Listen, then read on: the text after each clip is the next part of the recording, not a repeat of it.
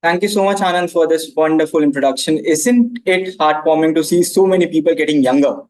Last night, I had this beard, and it doesn't come. It's very patchy for me, right? So I just lost five years just by trimming that off. And if I trim this off, I'll become a teenager, right? So it's amazing how we are transforming lives, right? Everyone's becoming younger.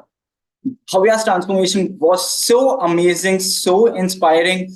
And yes, you don't look like a mother of 3 year old, and it is amazing. And that's where Rishabh's comes in. And who can say that Anand doesn't look very young, right? He doesn't look more than 25 years old to me, right?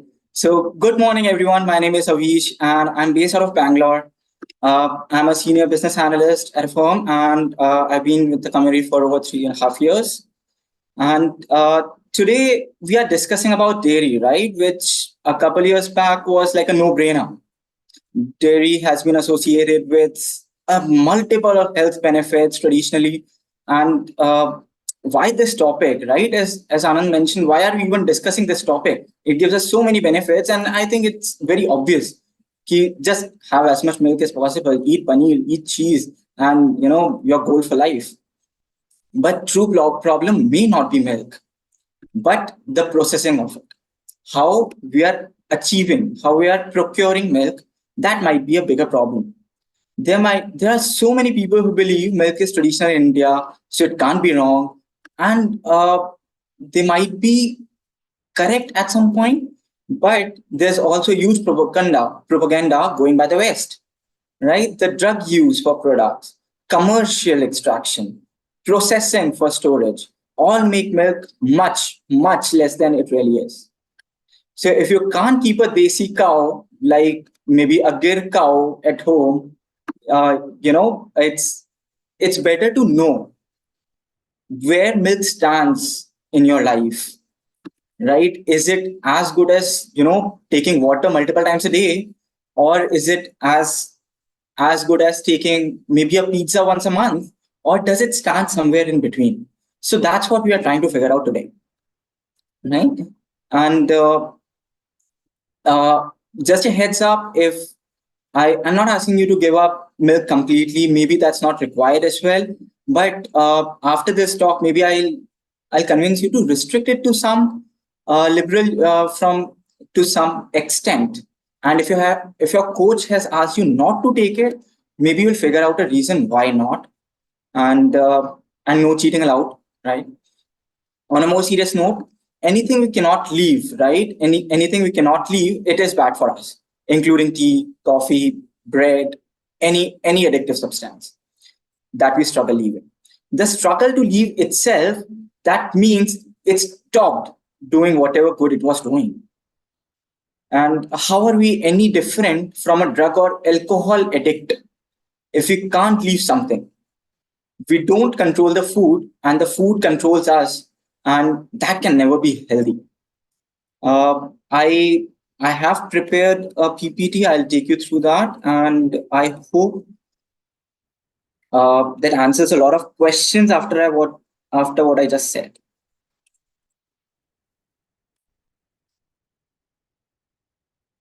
All right. So again, why this topic? We know it gives us good bones, right? A healthy cheese. It's a source of calcium. It's source of all the essential amino acids and a lot of vitamins and minerals. And definitely, it gives us a lot of energy, right?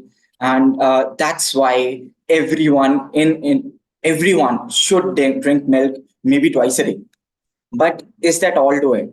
And are we ready to pay the price for these things that is coming with it? Let's see. So let's see about bone health and protein content. All right. So the cows that in 1970s there was a white revolution, and during the white revolution there was a lot of crossbreeding that was done to increase the production of milk. And the desi cows that were there, like Gir cow I just mentioned, they're no longer available, or they are so scanty. The milk from them is at least three times the price of the normal milk that we get, right? And so That being said, the casein content, the protein content, the casein content in the cows that in the milk that has increased, and there is so much extra acid that our body needs to produce when it has to metabolize that protein. Now when as so our body is amazing, right? It works to neutralize everything. It tries to maintain as much balance as possible. तो अगर इतना सारा acid produce हो रहा है, तो there has to be something which is alkaline to neutralize it. वो alkaline substance कहाँ से आता है? That comes from calcium, which comes from bones. So as per recent studies, the countries which have the highest uh, consumption of milk also have the highest rate of osteoporosis. Osteoporosis मतलब हड्डियों का खोखला होना. So क्या is it really helping us with the bones? That is another question that we want to ask. So before I tell you anything about growth, energy, vitality, uh, there are a lot of athletes who are giving up dairy, and I try to figure out the reasons why. I thought it's better if you could just hear from them. So I compiled a few clips of two athletes that I think we should go through. I was off dairy as well, raw dairy. I was like, this is unbelievable. I could never imagine that changing my diet would help me in such a massive way. In the World Cup just now that we played, every game my energy was 120. My advice for aspiring athletes is to say goodbye to dairy. My name is Chris Mandarino, and I'm a former NFL fullback. One of the highlights of my sports career was walking on to the University of California, Berkeley, and then earning a full scholarship. And then went on to set a school record 52 consecutive starting games, which afforded me the opportunity to then go play at the highest level in the NFL, which was my childhood dream. For me as an athlete, one of the biggest challenges that I had to overcome was my size. So I got thrown into a position that I had never played before in my life, and to be able to earn a scholarship and then play, I had to continually put on weight. And that was a huge challenge because eating became a chore.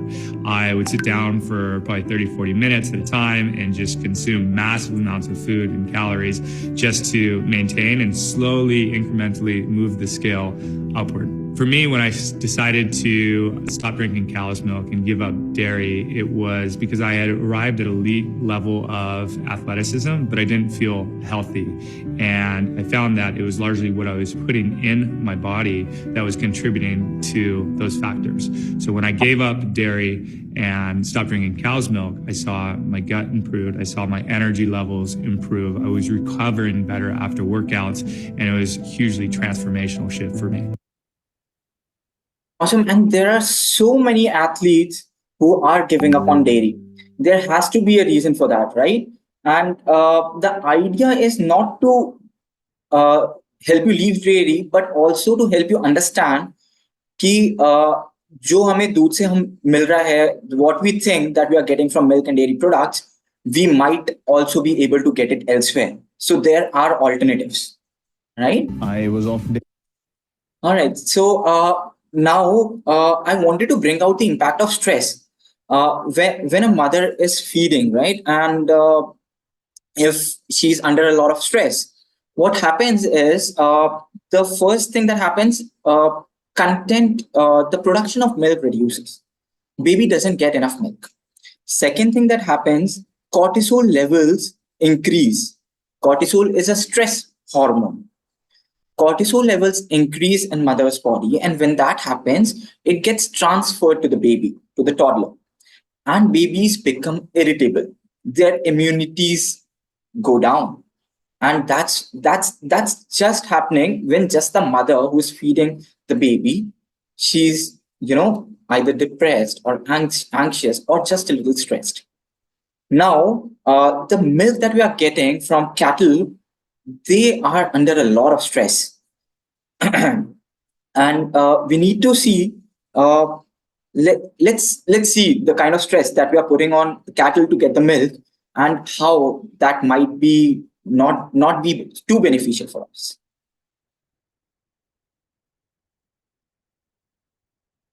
My name is Olivia, and this is my story.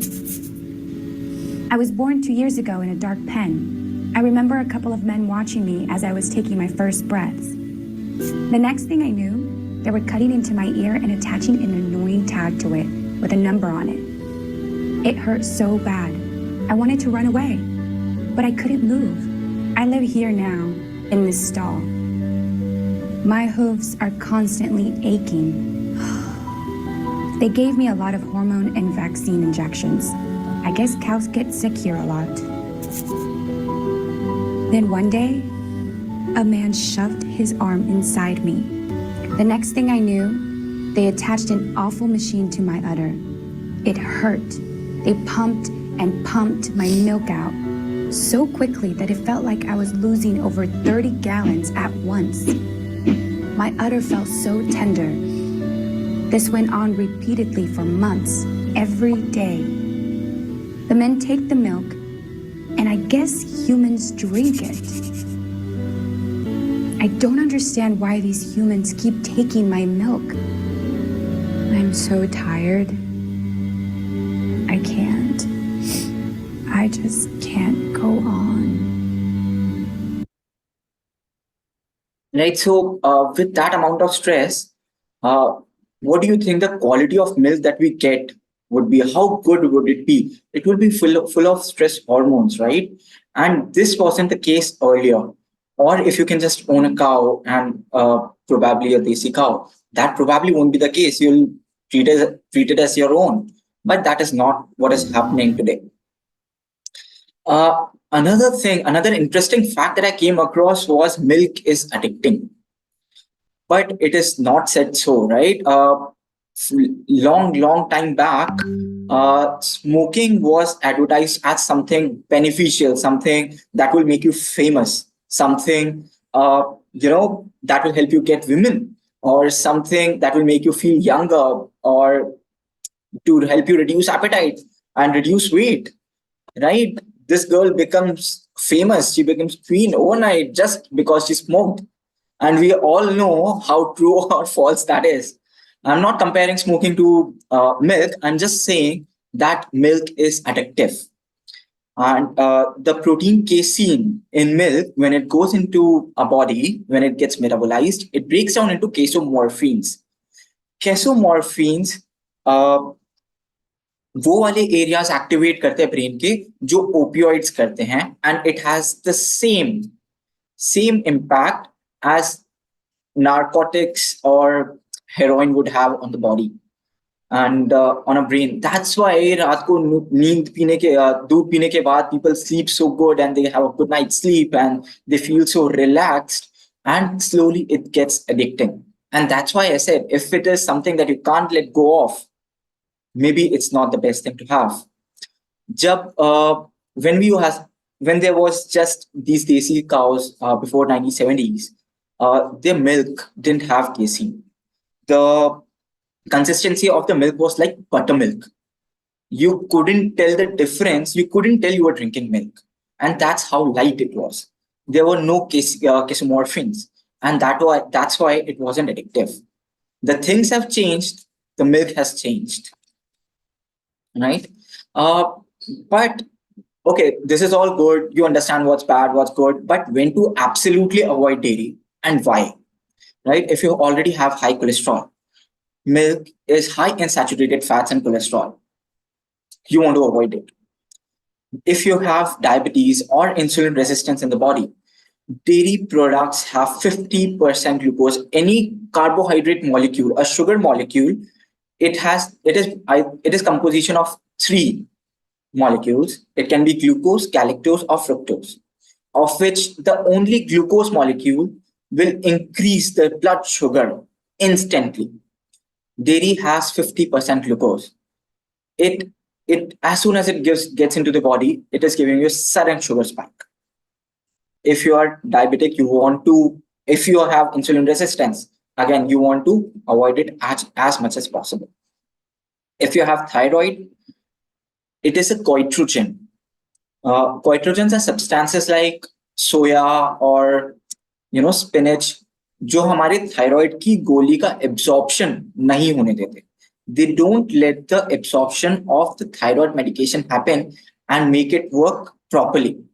And due to that, आपकी thyroid की गोली हर कुछ साल में बढ़ने लग जाती है, right? C, if your meals have goitrogens, including dairy. If you're facing gut issues, we have already mentioned that gut issues are very difficult to take care of, and milk causes them. It is very difficult. 90 or 80% of the world today is lactose intolerant because of the way we process milk. You want to test if you're lactose intolerant or not? Just stop milk for 10 days and take milk. If you see any change, maybe you are lactose intolerant, and it causes bloating, and it later may result in brain fog. And if you have PCOD, please stay away from milk. You don't want the dairy protein, right? There are IGF-1 hormones which are being injected into cattle leads and cattle, and it leads to increased production of male hormones, which doesn't let PCOD go down. So I hope that answers a lot of your questions, and I hope you will be able to make much better decisions in terms of dairy and its consumption, when to take it. And I hope you will be able to empathize with your coach when they say, reduce the dairy, don't take the dairy. Why are you taking the dairy? I hope it won't be as pestering anymore. Thank you, Anand, and back to the host.